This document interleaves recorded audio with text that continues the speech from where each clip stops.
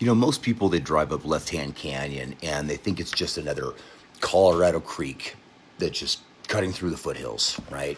Trees, water, and quiet. But this canyon, it once pulled men up here like gravity. Gold did that. And when gold moves through a place, long enough, the land starts collecting strange stories, right? Prospectors, saloons, lost money, hidden coins, floods that rip towns apart. And somewhere in all of that chaos, there's gold that never got found. So when you drive up Left Hand Canyon, right, just right outside of Lyons, you're not just driving into the mountains, okay? You're driving straight back into the earliest years of the Colorado Gold Rush. The year is 1858, okay? Word spreads across the country that gold has been found near what is now Denver, okay? And within months, the plains fill with wagons and desperate men that are heading west. Not farmers, okay? Not settlers, prospectors. Men chasing rumors, right? And rumors spread extremely fast in mining country. Someone finds gold in a creek, okay? Someone else follows that creek upstream, okay? And they do it because that's the rule. Gold in the water, it usually means that the source is somewhere higher in the mountains. So the miners begin pushing into the Front Range.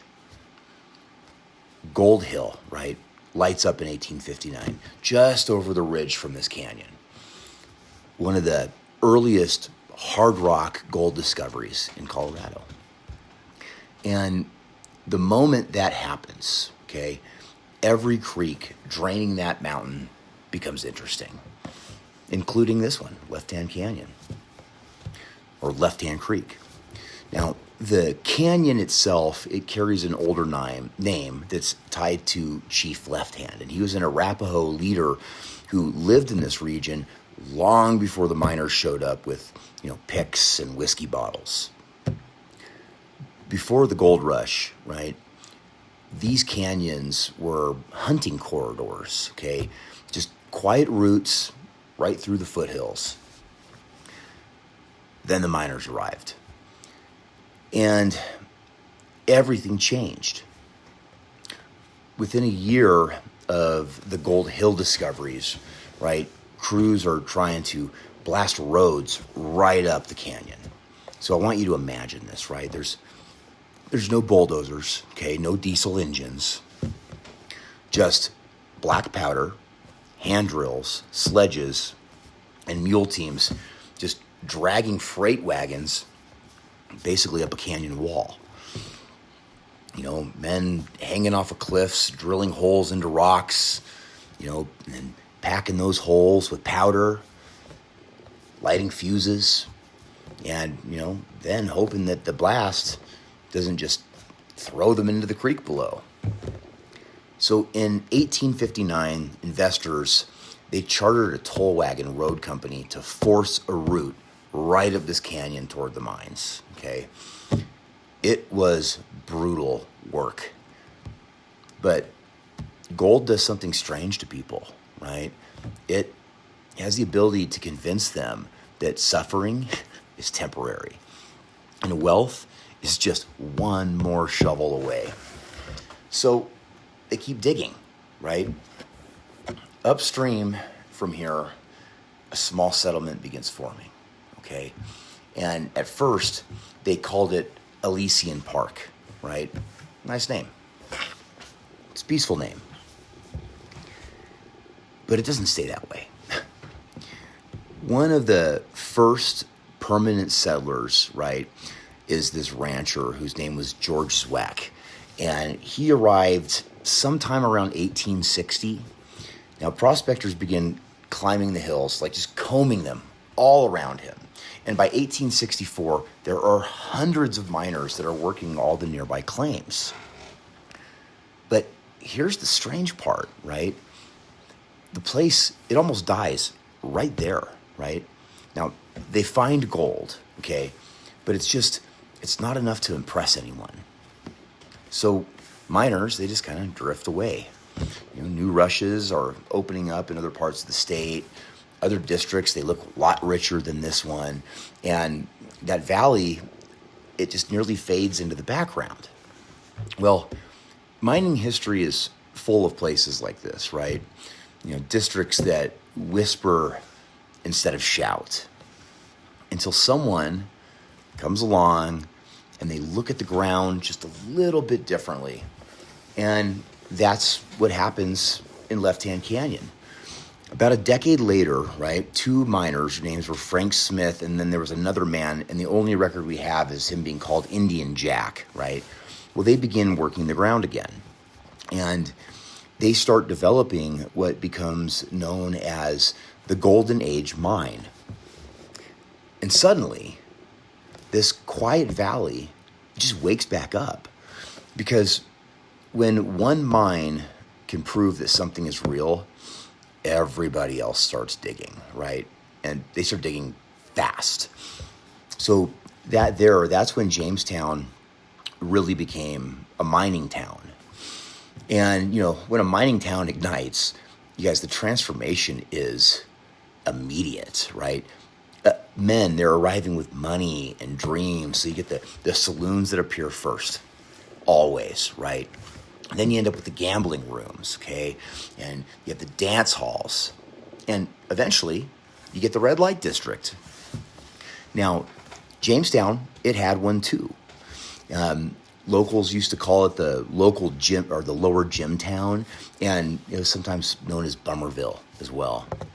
There's one cool story from the area that describes a group of women from the Breckenridge red light district, and they rolled into town in this really flashy carriage, right? And they storm through the saloons, okay? They're drinking, they're laughing, they're spending money like crazy, and they're starting to turn heads in the town. And this went on until the sheriff and a posse finally had to come and push these wild women out of town. Mining camps, they were rough places, right? Money came fast, but so did trouble. But, the real engine behind Jamestown, it wasn't the saloons, okay? It was the rock. The geology here is it's quietly powerful, put it that way. Millions of years ago, hot fluids, they just pushed up through the cracks deep in these mountains, and they were carrying with them all the metals that we're after. So the gold, the silver, the copper, the tellurium, these fluids, they cooled and they hardened into the veins in the rock, right? And miners, well, they chased those veins deep underground. But, the mountains they were already doing their own mining long before humans showed up looking for the gold, okay? We have freeze and thaw that cracks rock apart, the rain carrying the sediment downhill, the glaciers, right? Just grinding entire ridges into gravel. And over time, those gold veins begin, bleeding tiny pieces into the creek. And it happens all below. You guys, that's the placer gold. It's the gold that escaped the mountain. Gold that water sorted by weight. And gold that settled into pockets, right, where the current just slows down. Behind boulders, right? Inside bedrock cracks, okay? In ancient, paleo gravel layers, sometimes buried in old flood channels even. The mountains break, okay? The water, it moves the gold, and the creek just hides it. But Left Hand Canyon, it has a whole nother layer to the story, which is why I love the place, because, a lot of the gold here, it didn't well, not a lot of it, but some of it didn't come from geology. Some of the gold in Left Hand Canyon was hidden by people. In 1968, something really strange happened near Jamestown. Kind of neat. You had someone who discovered a stash of gold coins that were hidden under rocks just up in the hills outside of town. And then another stash appeared. Nobody knows who buried them, right? And nobody knows how long they were just sitting up there in the woods under the rocks. And for a short time, the woods around Jamestown, they just filled with treasure hunters. And these guys were just digging through the hills looking for more of the stash. But, nothing else turned up. At least nothing that anyone else admitted to, right? That happens. But stories like that, man, they stick to a place. Because, mining towns, they were full of men who just didn't trust banks. They were men who buried their payrolls and who hid their gold during the hard winters, right? And men who died, okay, without telling anyone where their stash was. And then there are the floods, okay? Jamestown itself has been hammered by them more than once, okay? There was a massive flood that happened in 1894, actually, and it nearly destroyed the town. And then again, in 2013, the canyon flooded so badly that the residents actually had to be evacuated by helicopter. And, while floods are absolutely catastrophic to towns, right, they are incredible for moving gold, okay? Flood water just rips apart creek beds. It tears through all the old mining tailings, okay? It strips the banks down just to the bedrock. And then it carries the heavy material all downstream before, physics drops it somewhere new. Which means basically that the creek, you guys, it never stops reshuffling the deck. So when people ask me, right, is there really still gold in Colorado? I tell them this. The old miners, they didn't finish the job, okay? And the mountains, they have never stopped working after the miners left. Hard rock veins, you guys, they're still up here, okay? Whether it's still breaking them apart and creeks are still carrying, pieces downstream with it. And the other thing, floods, you guys. Floods are still rearranging the gravel. And thousands of tiny pockets of gold, and I mean thousands, are still hiding in places that nobody bothered to look closely enough at. So when I stand in Left Hand Creek, right, swirling gravel in a pan while the cold water runs past my hands, okay, I'm not just touching history. I'm standing inside of a system that has been running for eons, right? Mountains breaking, water moving gold, men chasing it, and the canyon just quietly keeping a little more, right, than it tends to give away.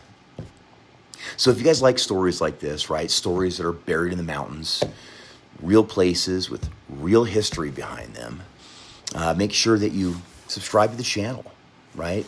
So hit the like button, right? So this video, that helps it get pushed out to more people who love mining history and Colorado stories.